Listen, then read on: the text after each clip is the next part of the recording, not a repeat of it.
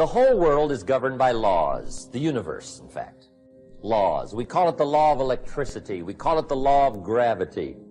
There's mathematical laws, there's physical laws, speed and velocity laws, agricultural laws. There's all kinds of laws. Now that we find ourselves on the spinning planet, you just have to learn what I call the setup. Learn the setup.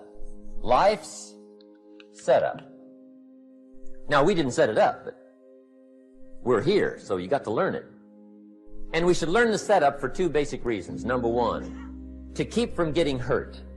It's one of the major reasons for learning, so you won't get hurt. See, economically, socially, personally, you can get hurt just not knowing. Ignorance is not bliss. Ignorance is poverty. Ignorance is tragedy. You gotta know, or you're gonna get hurt. It's good to know not to walk out the 10-story window. That's excellent information. Now, what if a guy didn't know and he walks out? Now he's dead at the bottom. Somebody says, well, the poor guy didn't know. You gotta know, or you're gonna get hurt. Now, here's a parenthesis. You don't have to like the setup. I don't ask you to like how it is. That's not what's important. But it is important to learn how it is. Okay, so you don't have to like it, but you should learn it. That's what I tell the kids, right? Make sure you get the information. What you think about it, that's up to you. What you're going to do with it, that'll soon be up to you. But make sure you get it. See, there's nothing worse than being stupid. Nothing. I mean, being broke is bad, but being stupid is awful. And what's really bad is being broke and stupid, right? That's about the end of the world. I mean, there isn't anything much worse than that. Unless you're sick.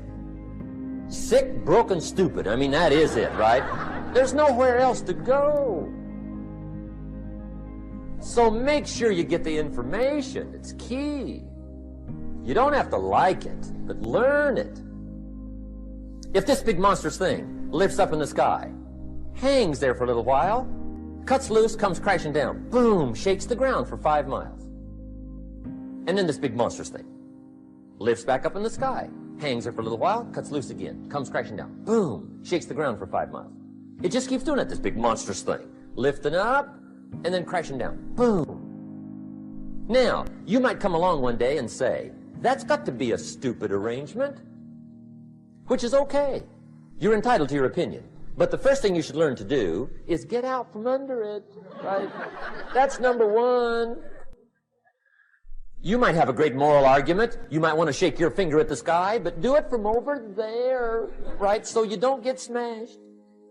It's called your basic smart. So number one, learn so you won't get hurt. Whether you like it or not, learn.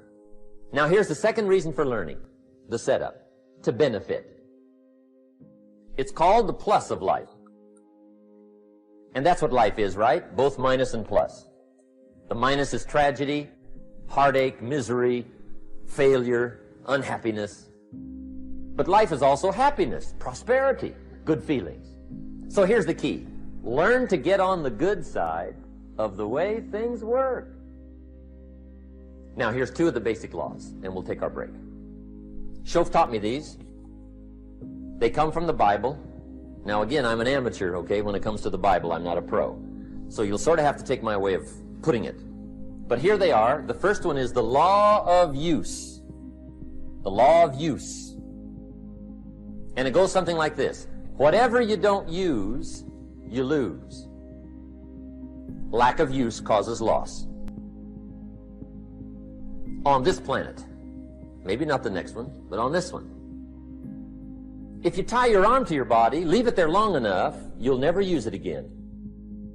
It's over. For the arm. Now, it may not be over, but it's over for the arm. The only way to keep the use of this arm is what? Keep using it. If you quit, you lose. Automatically. They don't bring it up for a vote. You lose automatically when you quit. Now, the same thing that goes for your arm goes for your brain, mentality. The same thing goes for all the human virtues. Ambition, unused, declines. Strong feelings, unused, diminish. It doesn't grow, it diminishes.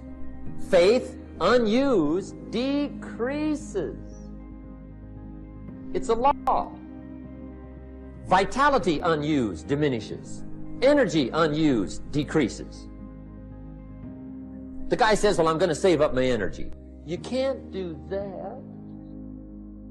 That's like trying to save today, put it on the end of the year. See, you can't do that. They'll come take you away. If you don't use today, what? It's lost. The guy says, well, I'll work twice as hard tomorrow to make up for it. See, that's foolish. You could have done that anyway. Today unused is lost.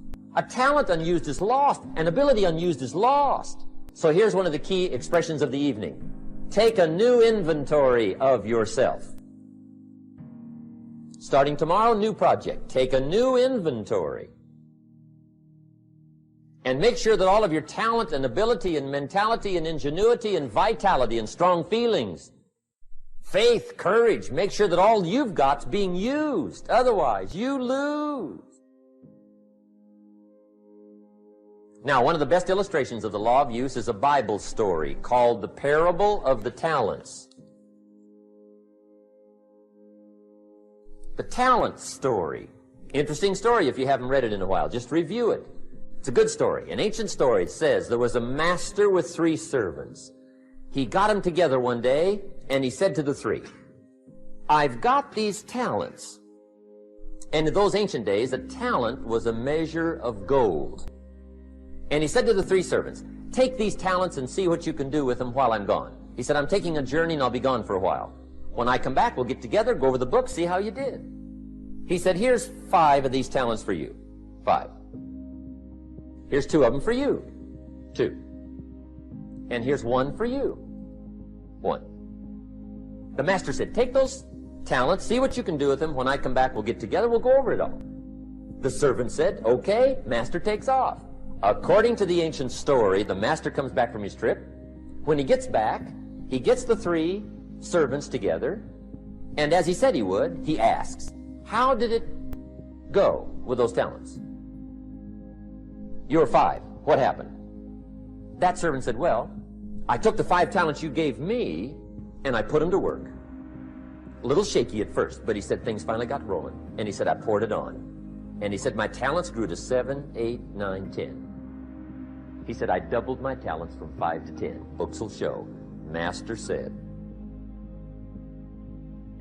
one heck of a job. Or something like that. He said, I gave you 2 talents. What happened? That servant said, about the same thing happened to me. I put those 2 talents to work, poured it on. They grew to 3 and then to 4. He said, I doubled my talents from 2 to 4. Books will show. Master said, well done. He said, I gave you 1 talent. What happened? That servant said, well, I took the talents you gave me, and I carefully wrapped it, and I dug a hole and buried it. And camouflaged it, I suppose, right? So nobody would steal it. And he said, fortunately, nobody got it. And he said, I knew you were going to be here today, so I dug it up. Here it is, safely wrapped. I did not lose it while you were gone. According to the ancient story, the master said, take that talent away from him and give it to the man that's got 10. Now you might say, well, I don't like that arrangement. The poor guy's only got 1 talent. He's already got 10. It ought to be more even. Remember, I didn't ask you to like it. But this one I would ask you to learn, because it simply means whatever you do not employ, you forfeit. It's a law. So learn well the law of use. Now here's the second one, and we're going to take our break. Second law from the Bible. This one we've heard since we were small, I'm sure. It's called the law of sowing and reaping. In fact, we've probably heard it so often we could quote it. It says, whatever you sow, what? You shall reap.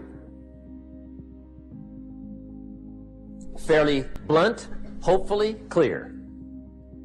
Here's my first suggestion on the law of sowing and reaping. Don't try to beat it. You might as well try sitting on the sun in the morning. Keep it from coming up. You'll have better luck. Whatever you sow, you reap. Now, for a fair share of my life, I'm a bit mixed up on how all this applies. Among a lot of things I was mixed up on. I knew I wasn't reaping too good. That I understood. My problem was I was confused about what was causing it. Remember me with the funny list? I thought those are the reasons why it isn't working out well. And then Mr. Schoaf gave me the clue that helped me figure it all out. He said, Mr. Rohn, I have another answer for you. There's another way to quote this law that'll show you where the problem is so you can go to work on it right away. All you need to know is where the problem is, then you can go to work on it. So he quoted me the law another way, and I found out what my problem was. Here's the way you quote the law. Whatever you reap is what you've sown.